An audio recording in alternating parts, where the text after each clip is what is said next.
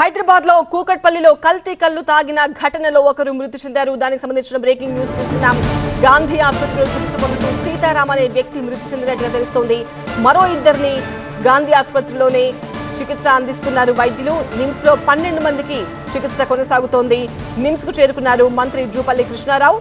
కల్తీ కల్లు బాధితులను పరామర్శించారు ఆయన. వారి ఆరోగ్య పరిస్థితి గురించి వైద్యులను అడిగి తెలుసుకున్నారు మంత్రి.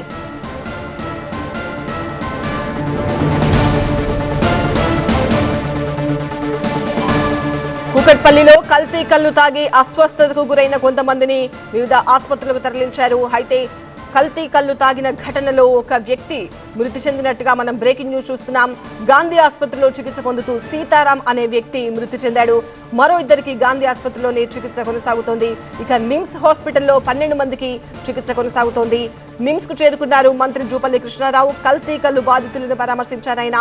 వారి ఆరోగ్య పరిస్థితి గురించి వైద్యులను వివరాలు అడిగి తెలుసుకున్నారు.